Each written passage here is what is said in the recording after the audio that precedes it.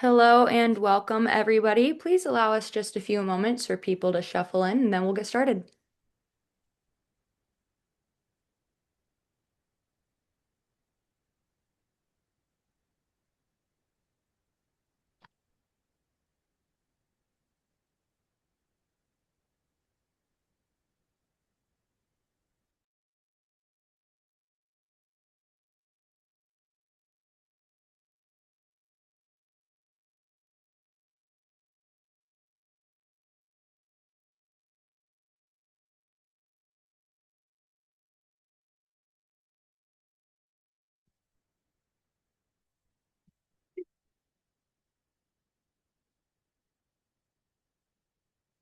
All right, hello and welcome everyone. Thank you for joining us for our first Demand Trends webinar of the year. For those of you who are new, these sessions are meant to give you a regular update on what we're seeing in program demand, enrollment patterns, and job market signals, so that way you guys can bring timely, data-informed insights back to your campus. In addition to our usual updates, we're also going to be reviewing the latest fall 2025 enrollment data.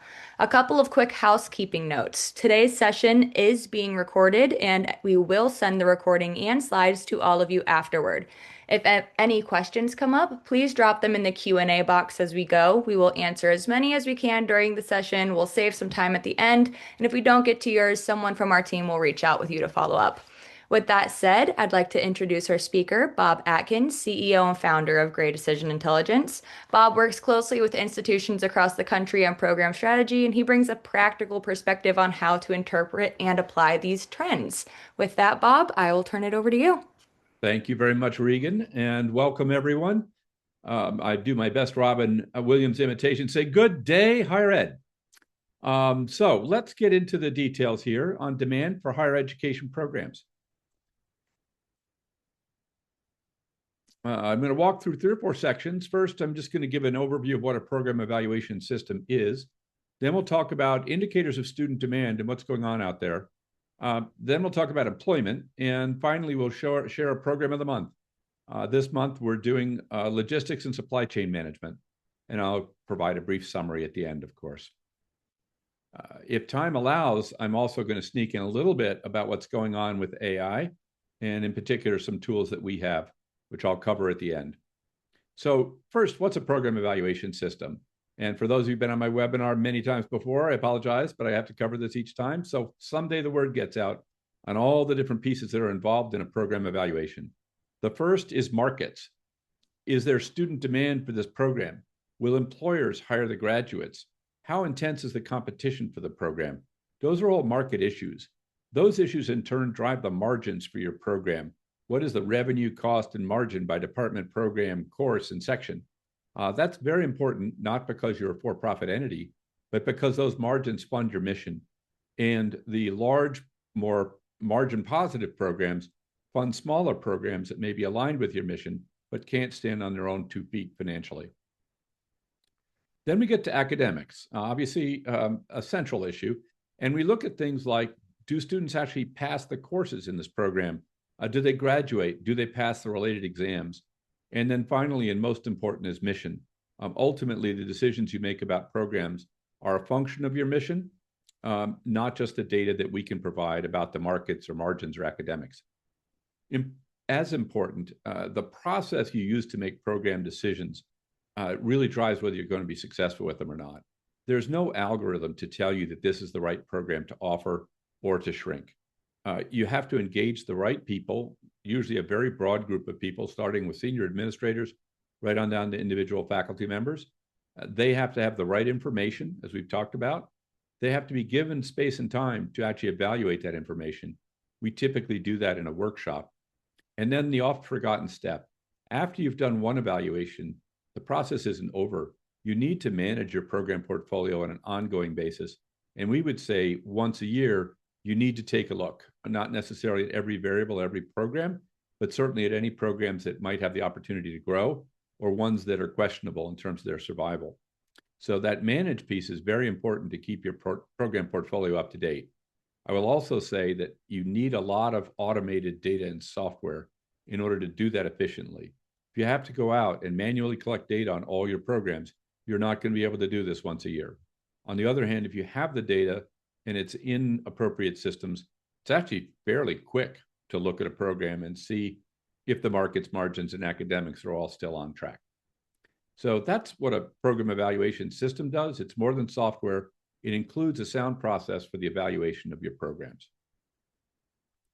I'm going to make one more comment here that I think is important. I've seen some stuff recently that says program evaluation is the enemy, effectively, of the liberal arts.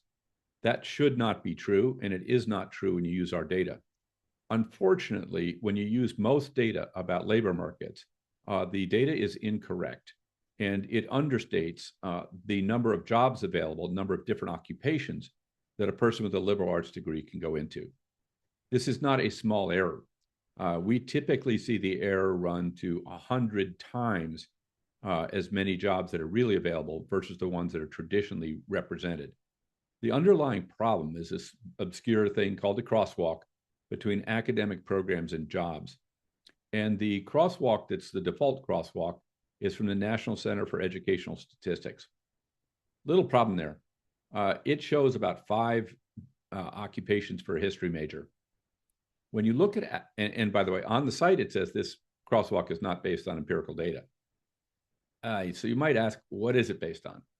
Well, it's probably a bunch of guys, and I mean guys, sitting around the table in Washington 20 to 50 years ago saying, well, this program aligns with these jobs with no data whatsoever to support that opinion. When we looked at data, what we found was, a couple of data sources are important. One is the American Community Survey. And in the American Community Survey, there are 2.5 million people surveyed. And it tells you for each bachelor's degree what fields that person went into. As it might have noted, that doesn't cover associates and graduate degrees. So we went and got another database with some 30 million people in it after we cleaned it up and looked at what degrees they had and what jobs they got. And this does cover almost all your degree levels. And it's also a very robust data set. And when we look at those two data sets, we find that history majors, like philosophy majors and any one of a number of other liberal arts majors, actually go into approximately 500 different occupations, not 5 or 6. So the error embedded in many labor market data systems is enormous. And it's an active prevention technique, if you will, for keeping people out of the liberal arts and for misunderstanding the real career opportunities that are available to people in the liberal arts. So I won't spend more time on that, but it's a very important point. I'm not aware that any of the other services actually get those numbers right or have done to understand what the real relationship is between an academic program and jobs. So let me bring that back. If you have the right data, what you'll find is a good data-informed process is not an enemy of the liberal arts. In fact, it supports them. They aren't the greatest programs, hard to beat engineering if you want to make money.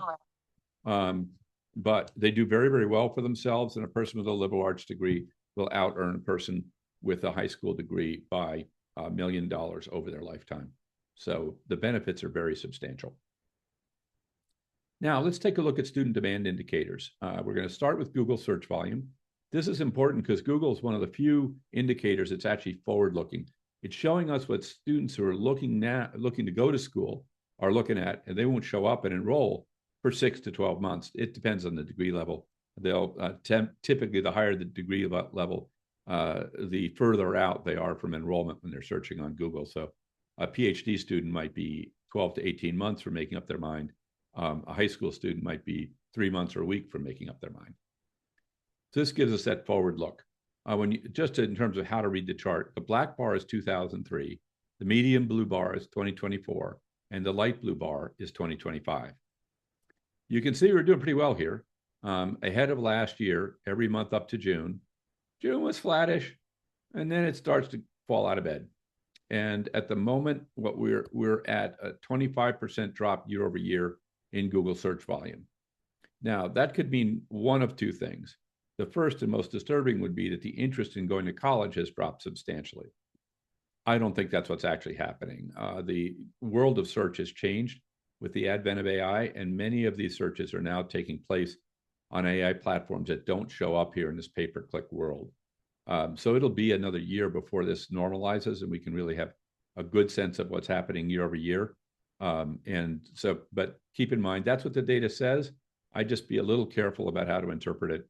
I suspect that we're probably more or less flat, but that depends on your understanding of what percentage of clicks are now going through AI versus traditional search methodologies. And I haven't gotten a sound number on that yet. Oh, now I'm going to ask all of you to complete a survey or put your answers in chat if everybody hasn't done it already, and tell us what you think the fastest growing programs are in terms of Google search volume. So let me give you a minute to do that. And as the internet says over and over again, the answer may surprise you. At least it surprised me. So we've got votes for cybersecurity, nursing, AI, physician assistant, healthcare, law, data analysis, supply chain. These are good guesses. You'll see a little later on, they're very good guesses for what the top things are in terms of enrollment. Oh, interesting to see religion. That's been in our top 10 a number of months. And then we have you can put in more than one, by the way, everybody. And we have psychology, nursing, cybersecurity, data analysis. Again, psych is a very interesting guess. We see a lot of interest in mental health programs across the board. You'll see a little bit later in the presentation. Now let me show you the answer. Yeah, are we going to be able to pull up the word cloud? We're working on it right now, Bob. Okay, let's take a second. Lots of interesting guesses. I think what you're going to find when I turn the page is that it really is a surprising answer. Your answers, however, keep them in your head, because when we look at enrollment as opposed to Google search volume, you'll see that it's very similar to what you're saying in terms of programs that are popular. What may be interesting is that the leading indicator, what students want and who will be coming to school over the next 12 to 18 months, is a little bit different than what they're enrolling in. So there may be a trend there or an opportunity to pick up on some of these newer areas. How's our word cloud doing? So let me just go ahead and show you, and then we'll do the word cloud afterwards. But I don't want to delay the group anymore. So here's what we found, and I never would have guessed. Design programs, 4 design programs were in the top 10 in terms of growth. 2 of them with over 200% year-over-year growth in Google search volumes. Keep in mind that this is only for programs that have at least 100,000 searches. So that we're not including ridiculously small things in here.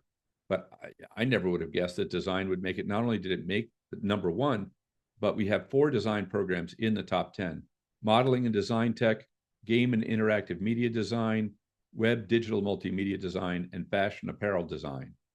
I don't recall ever seeing 4 design programs in the top 10. And frankly, I've seldom seen even one make the top 10. Bob, can I interrupt you 1 second? Sure. I don't see you sharing your screen. I'm so sorry. Oh, that's all right.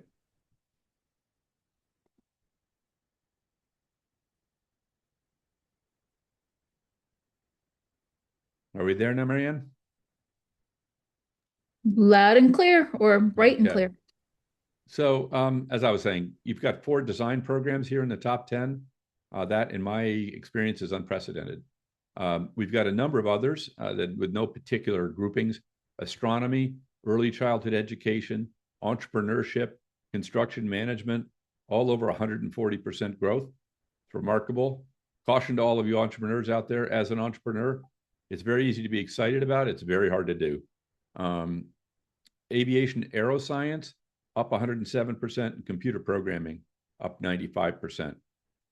This aviation aeroscience program, I'm going to highlight. I've seen a lot of growth in that in recent months.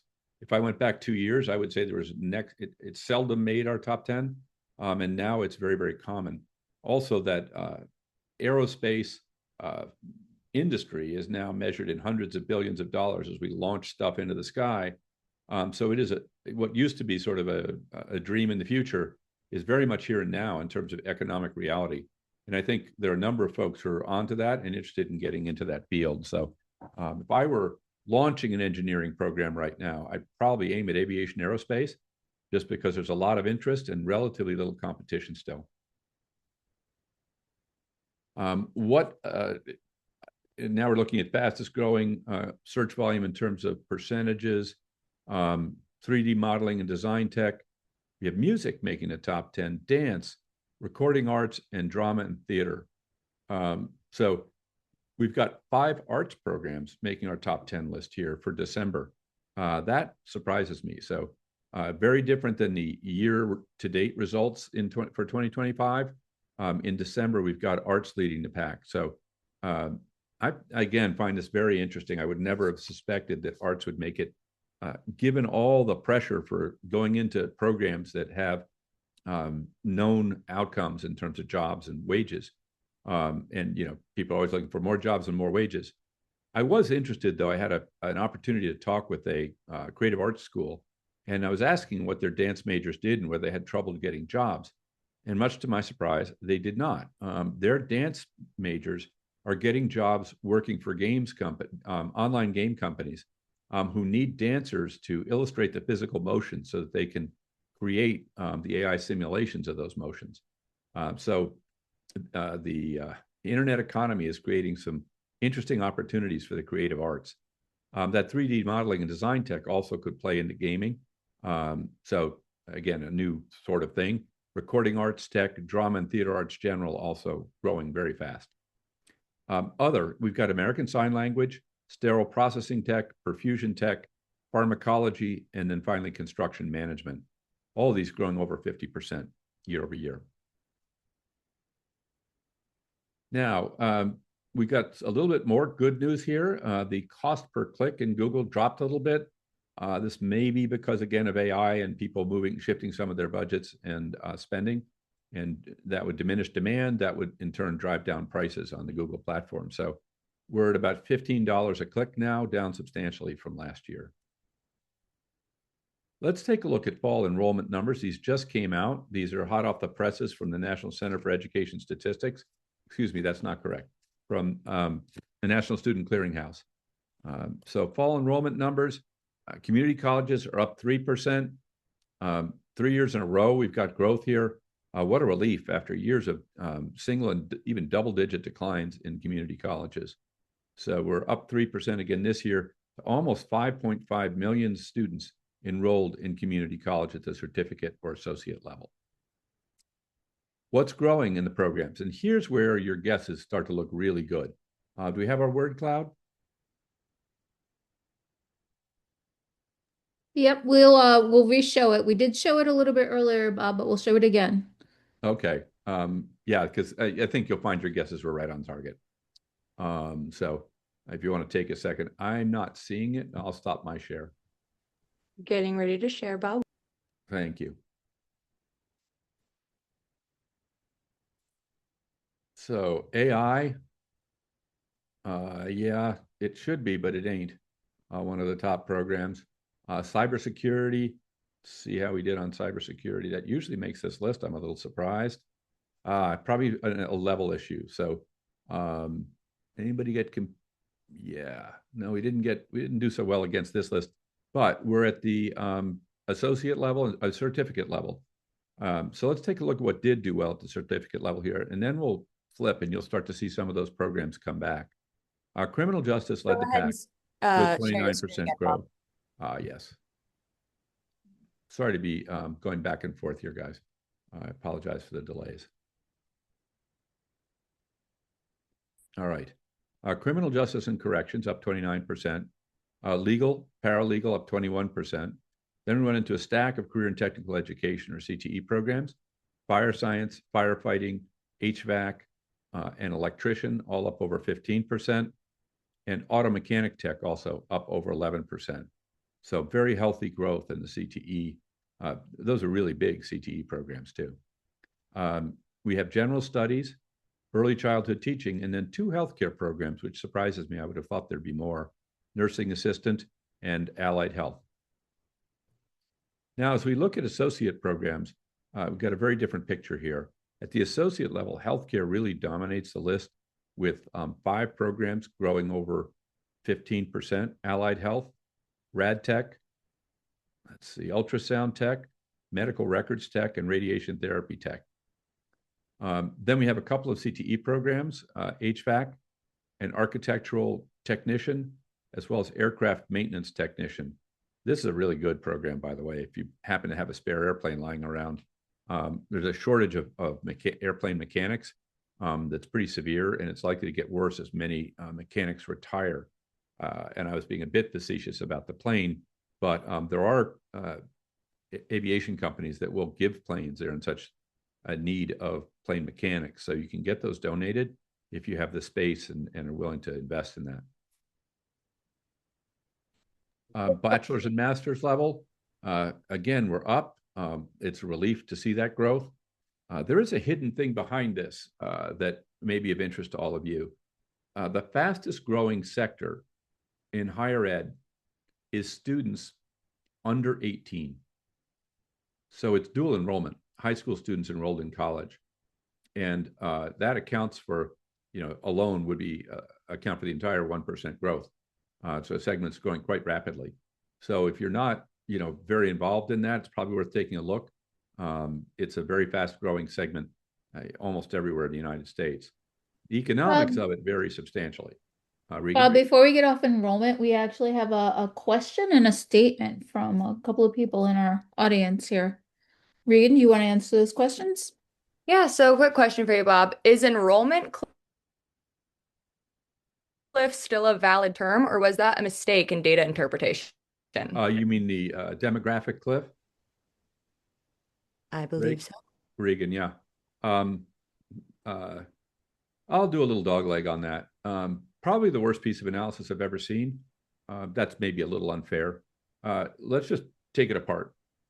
So first, it left out international students and adult learners because it only looked at people who had traditional college age. That's 30 or 40% of the US market and, was a growing segment. So, if you leave out the growth segments, you find that what's left is usually not growing in any industry. So, and, it's 30 or 40% of the market. So, hey, but what's that among friends? Second, if you ever look at the book, it's very entertaining, and look at the main chart that supports the theory that it's there's a cliff. He's done one of these classic statistics things, which is cropping the scale. So he literally cuts off, I forget if it's 80 or 90% of the scale, which makes a gentle slope, look like a cliff. When you put the rest of the scale back, it shows what it is. It's a gentle downward trend of about 1 or 2% a year, based strictly on the number of people born 18 to 20 years before that.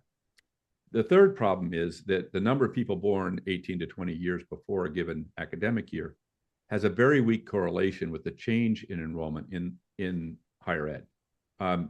It does a fine job of predicting the total enrollment because any large constant number will be a reasonable predictor of total enrollment. Why? Because total enrollment doesn't change very much. So if you take any number that's changing, 1 or 2% and project it out over a few years, it'll turn out to be a pretty good predictor of total enrollment. I tried it with a random number and got a 29% R squared. So that gives you an idea that when you're predicting the total, you can look pretty good with almost any set of numbers. When you try and predict the change in enrollment, you have a big problem. The number of births only explains 7% of the variation, the change in enrollment in higher ed. 93% of the change remains unexplained. We tried every which way to try and build a prediction using demographics, and fundamentally it failed. What you find when you do that analysis, though, is that there are just many explanatory variables. So the idea that any one variable, like demographics, is going to explain how many people enroll is really misguided unless you're dealing with a very significant change in the underlying demographics. I'll give you an example. That happened in Korea, where the underlying population dropped by 30% and then is about to drop by another 30%. When you have those kinds of changes, yeah, you've got a cliff. That's not what we're facing here in the United States. The second part is that what does predict enrollment in college is the economy and the change in the unemployment rate. And that has about a 20-25% R squared. So when the unemployment rate goes up, enrollment in college goes up. When the unemployment rate goes down, enrollment in college goes down. And that economic effect is sufficient to offset the demographics or amplify it, depending on how the economy is doing. So don't misinterpret this as my saying that demographics are going to be helping us out over the next 5 or 10 years in higher ed. That's probably not the case. It's a headwind. It's just not a very predictive headwind, and it's not a very strong headwind. So there are many other factors that could offset that decline. The other thing I'll say to all of you is just keep in mind that if the demographics are bad, there's nothing you can do about it. So what you need to focus on, what higher education institutions need to focus on, is how they can impact enrollment, not whether there's some God-given factor that's going to influence it. The other thing that's going on, Regan, you didn't expect to get this long an answer, did you? Is that the rate of enrollment in college is going down. That's the problem. A lower percentage of people year over year is choosing to enroll in college. Over the 10-year period ending in 2022, there was a 2-point drop overall in the probability of a person between the ages of 18 and 22 being in college. So that really hurt us a lot. And as we think about actions, we really got to get out there and get down all the way to the grade school level to let people know that college is an option for them. And in most cases, if they're financially disadvantaged, college can be virtually free. So this whole concept that it's too expensive for me or not appropriate for me, there are people that, that won't benefit from going to college, no doubt. But for many others, for most others, college is a very good deal. Regan? One more question before you move on, Bob. Based on all of this program data, could these be suggesting any themes and skills, work environments, et cetera, for students? Great question. Hold that thought for a minute because I'm going to get to that. So bachelor's fall enrollment, we're going to talk about skills in a few charts. Allied Health General leads the pack. We've got 2 healthcare at the very top, and now we're at the bachelor's level. So again, we're starting to see the things that I think people expected to see. Electronics engineering, mechanical engineering, civil engineering, all up over 10%. Then we have some business and finance programs that are doing quite well. Finance general, business analytics, accounting, and logistics. And then I only identified one data science program here, but you could reasonably say that business analytics is also data science, but I had to count it in one place or the other, so I did not include business analytics. But you got a wide range of programs here, pretty analytical programs that are up over 10%. And then we have our 2 healthcare programs leading the list. At the master's level, it's a very different picture. We've got medical social work, and really, let me highlight this trend. 6 of our top 10 programs at the master's level have to do with mental health. Medical social work, applied behavior analysis, behavioral sciences, mental health counseling, school psychology, and social work, all up almost 10% or more. Then we have 2 nursing programs, family practice nursing and psychiatric nursing.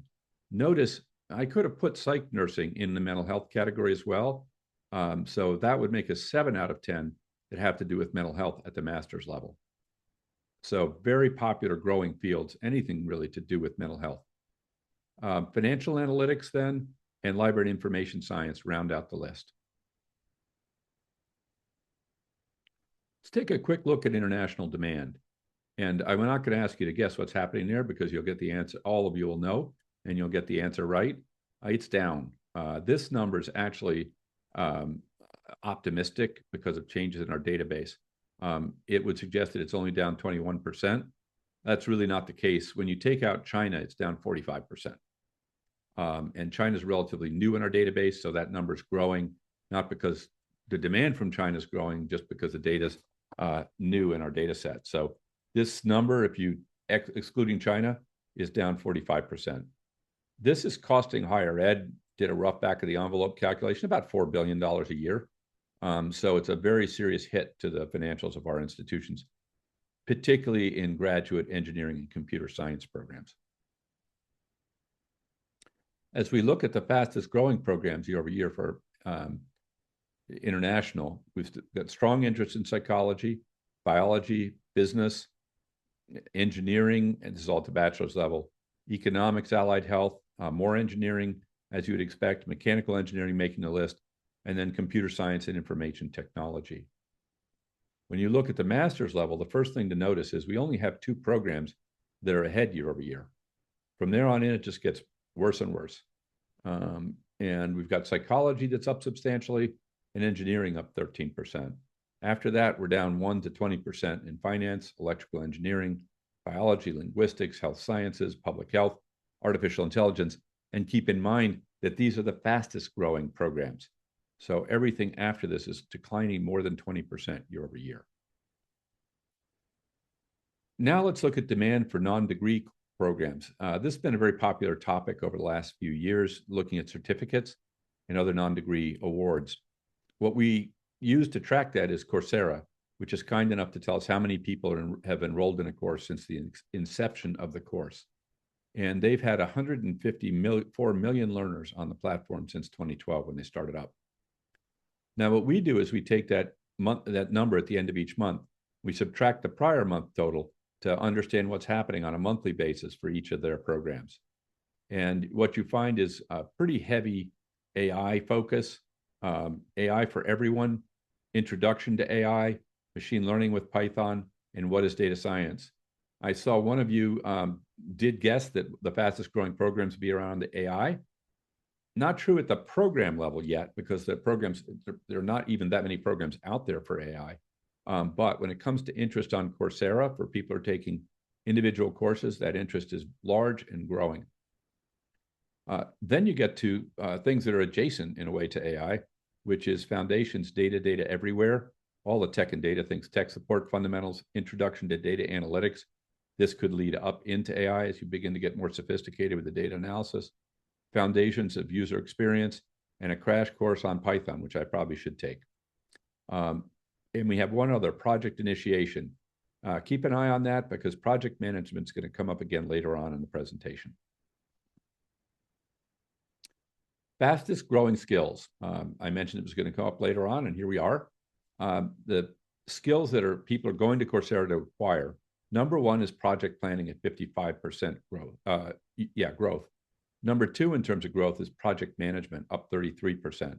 So these two project management-oriented programs are growing very rapidly. Courses are growing rapidly. Let me get that right. The demand for courses about these two skills is growing rapidly. Then we have AI and machine learning, K-means clustering, AI itself, and basic Python data structures. And then others are more or less random group of things, job readiness, customer support, binary code, God help us, I don't know who's taking that. That's literally coding in zeros and ones. I just can't imagine how anybody does that. Troubleshooting and Microsoft Excel. Always keep an eye on Excel. The Microsoft platform is a fundamental requirement in almost any job, whether it's nursing or engineering. Now let's take a look at employment and what employers want. Not surprisingly, you've all read the papers, and demand is down. If you look at it year over year, we're down, for the full year, we were down 8% in job postings. In December, job postings were down 1% year over year. But maybe getting better or less worse. Fastest growing job postings, marketing managers, coaches and scouts, recreation workers, security guards, and sales managers. After that, the job postings by occupation are declining, starting with financial managers. Here's project management. Keep in mind that even though it's declining, it still means it's one of the least declining. So that project management sort of sticks, if you will, that we just picked up when we looked at Coursera. Then we have retail sales, freight, and software developers. I think many of you probably heard that demand for software developers is way down. I think that's overstated. I don't see it in the numbers. What I have heard that made sense to me is jobs for coders per se may be down because that's effectively what AI can do. Software development, however, is a broader range of skills that includes design of the applications, understanding user needs, and so forth. And that may withstand the pressure from AI better. So there, this is down from been a growth area. Now it's flat to down, but it's not collapsing, at least not yet. Down 1% could just be monthly variation. I'm sorry, slight variation in the year, because this is 12-month data. What skills are people looking for and what's growing? Operations tops this list. 5 of our top 10 are operations things.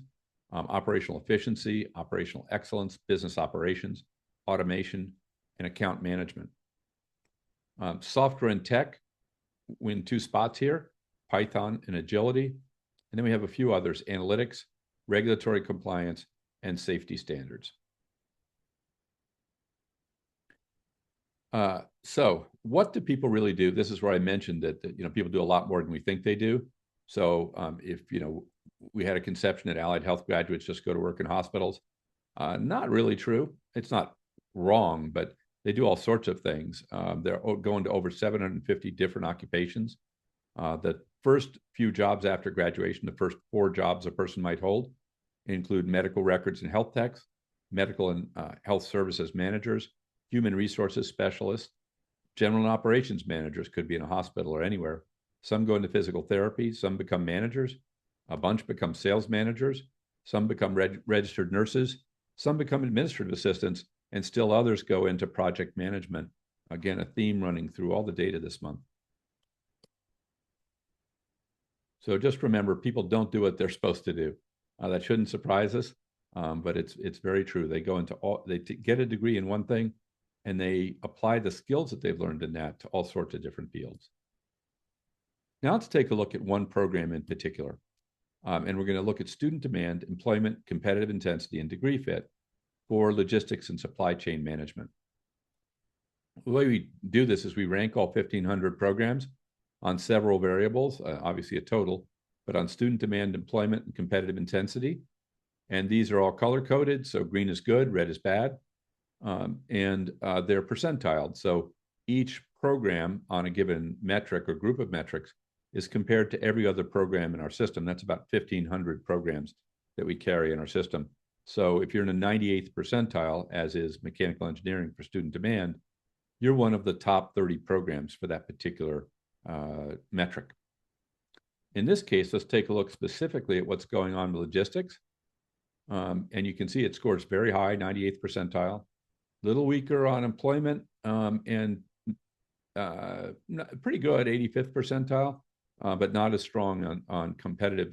There's more competition, if you will. It's a little less attractive from a competitive standpoint than it is on, say, student demand. Let's dive into the details here. Student demand, we look at about 15 or 20 different variables. Google search volume here is very healthy, 94th percentile, so top 6% of all programs for that. New student enrollment, also at the 94th percentile, so top 6%.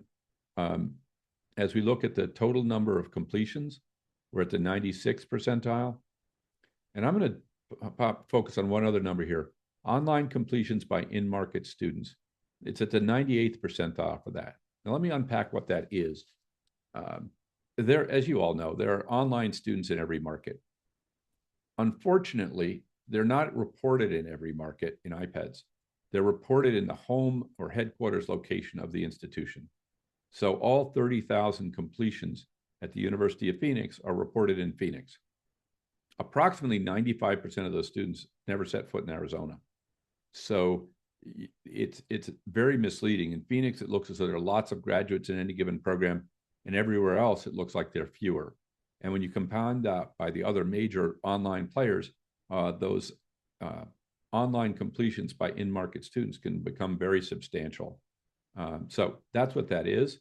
I don't think anybody else corrects completions for that error in IPEDS, but we do, and therefore we can tell you who's, that Western Governors is actually competing for students here in Massachusetts, as is Southern New Hampshire competing for students in Phoenix. So it's a significant correction to the underlying data. And then, of course, we add that all together. And this program is at the 96th percentile in terms of overall completion volume. So it's a very big program. It's also growing. All our growth metrics down here are looking good. 16% growth in Google search, new student enrollment up 6%, and completion volume up 3%. Last but not least, our international page views here are holding up. It's the 94th percentile in terms of page views. What's going on with jobs? It does well on jobs, not quite as well as it does on student demand, but very, very well. Job postings at the 97th percentile, BLS current employment also at the 97th percentile, and BLS estimated job openings 97th percentile. So very strong employment demand overall. Growth looks good, up 3% 1 year, up 5% over the last 3 years. One number I keep track of, this is one of my numbers I watch for saturation, is job postings per graduate. That's very healthy here at 1.6 jobs per graduate. That's a 72nd percentile. So good score on that. There are more jobs than there are graduates. Now let's look at wages. Wages are good. 77th percentile at $63,000. And as you get outside, we call post-entry. So after 3 or 4 years from graduation, it goes up to 89,000, which actually on a percentile basis is not quite as strong, 62nd percentile, but still a good wage.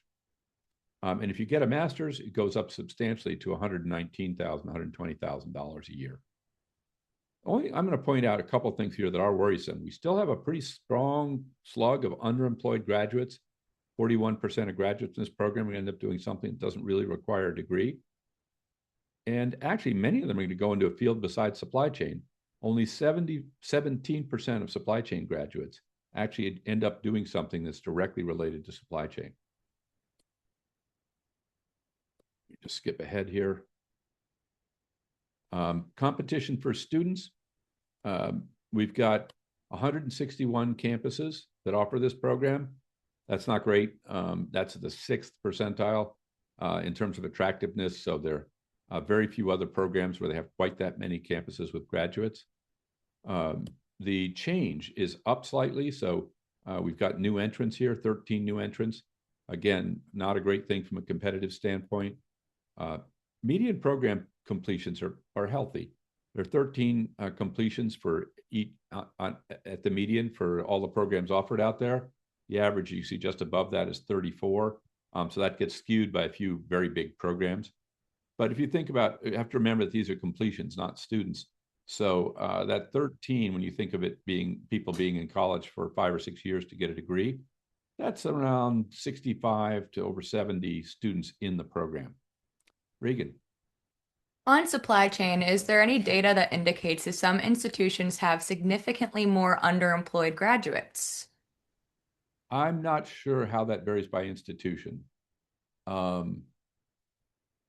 You could probably get at that with the new federal gainful employment data, where it would show up most likely as a very low wage for a given institution.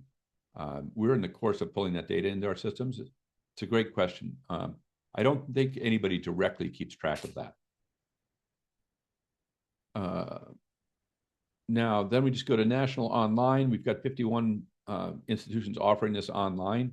That's a lot. It's the 3rd percentile. So that means 97% of other programs have fewer online institutions. So it's getting very competitive as an online program. One other thing that's interesting here, online is actually 22% of all completions, but the median cost to offer this program is relatively low, 64th percentile. So it is one, low is probably an overstatement. It's about average. So this is not a program that's particularly expensive to run. So here it all is on one page. And the virtue of this is exactly that. It's on one page. So you don't have to go hunting around through 5 or 6 different systems in order to find the data you need. It's all right here. I would tell you that there's more data on this page than you would normally get if you commissioned a study to look at one program. And all 1,500 programs have similar data. Some are less well populated than others because they're so small, but they're all in here. And you can pull this data in a few seconds out of our systems. As you can see too, visually, you get a very good impression just by paying attention to the colors. Green for student demand, oh, that's good. Employment, light green, that's good. Competitive intensity, light blue, not so great.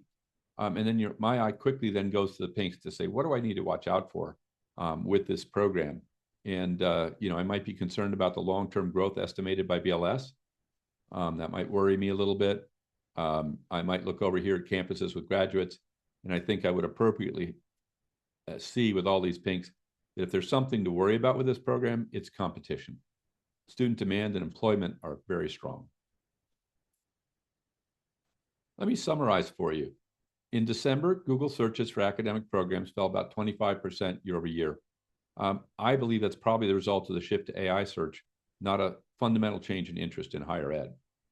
In 2025, for the trailing 12 months, 4 design programs made the 10 fastest growing programs. Modeling and design tech was the fastest growing program in December year over year. In December, Google cost per click fell 13%. So while that channel is being used less, it's becoming a little less expensive at the same time. And then in terms of enrollment, community colleges were up 3%. Bachelors and masters grew 1% each. At the cert level, CJ grew the most quickly, up 29%. And allied health was the fastest growing program at both the associate and the bachelor's level. Clinical medical social work was the fastest growing master's program. And remember, in that mix at the master's level in particular, we see a real surge in mental health oriented programs.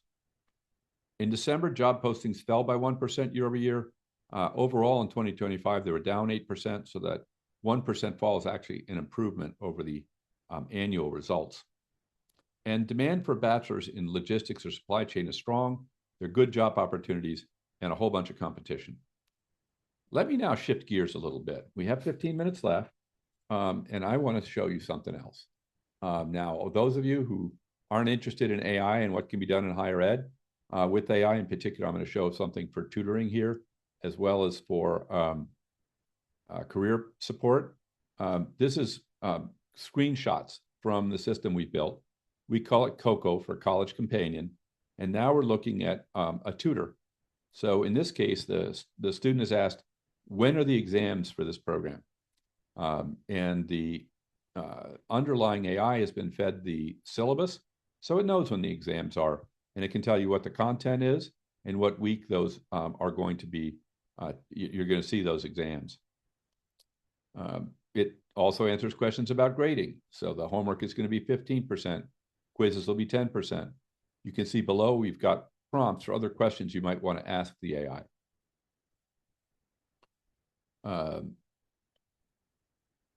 It can even draw graphs for math courses, and it offers, I'm not a math person personally, but I've been in here trying to get it to answer math questions for me. And the answers are really, really good in terms of being able to give you detail and explain the subject in a way that's common sense and understandable. I will also say that in all these, in this application, it will not actually do your homework for you. It refuses to write papers. It'll refuse to answer certain questions. It really focuses on a Socratic dialogue with the student to enhance their understanding, but not to do their work for them. So that's a little bit about what we call COCO course. Now we're going to show you the math example here. This is a topic of probability, something I've never fully understood. And it's created a quiz for the student. Importantly, it can also create a quiz for the instructor so that they can give it out to students, saving professors a lot of time on quiz development and test development. And here we can see that the definition of a basic probability, it's asking when all the outcomes are equally likely, show me how to calculate that. You see though, number 1 here, that links back to the course material on that subject if the student needs to go review it.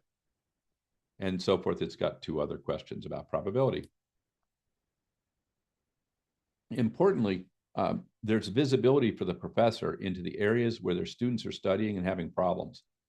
So it tells you what people are asking for. In this case, they want to know about exam prep, and they're looking for help preparing quizzes and tests.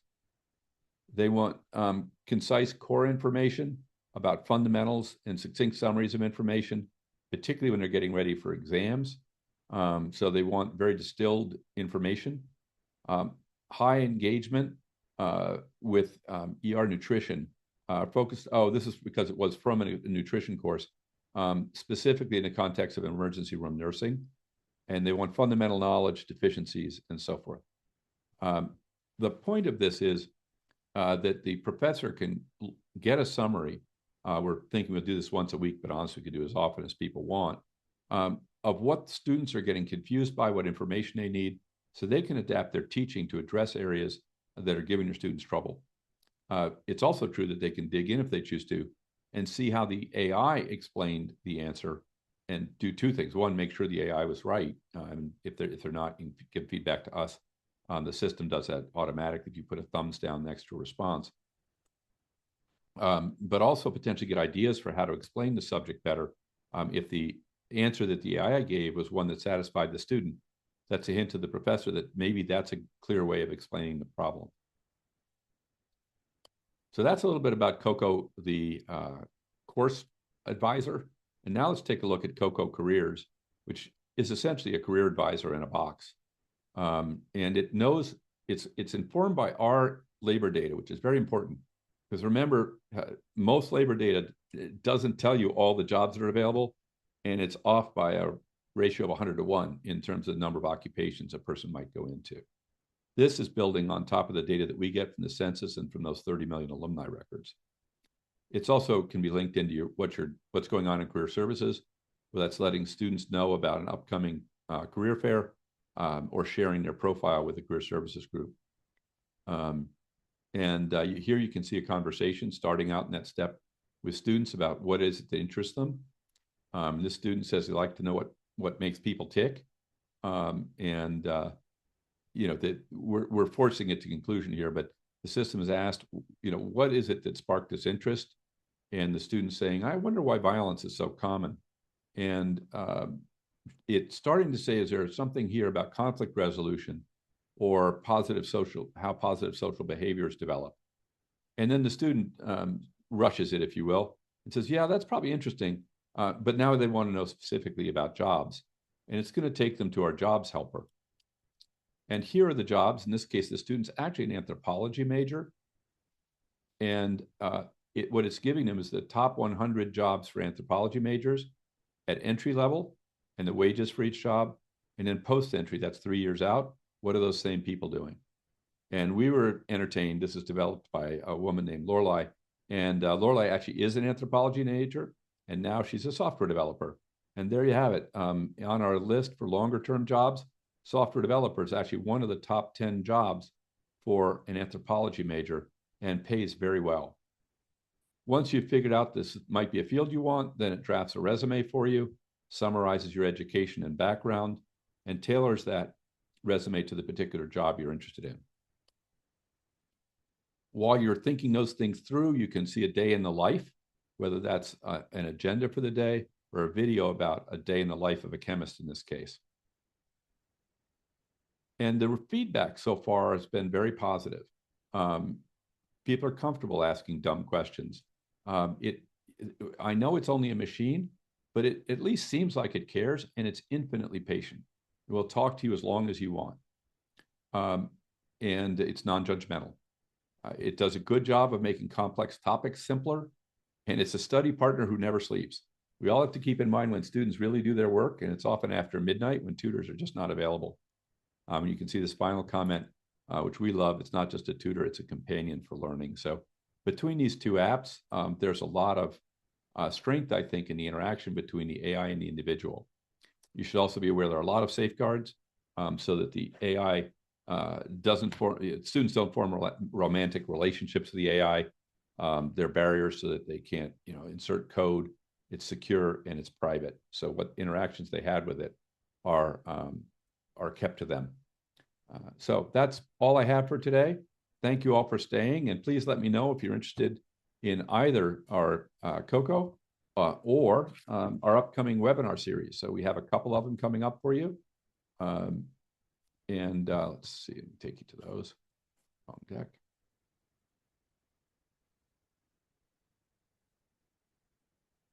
And we have our Masterclass series starting on March 10th.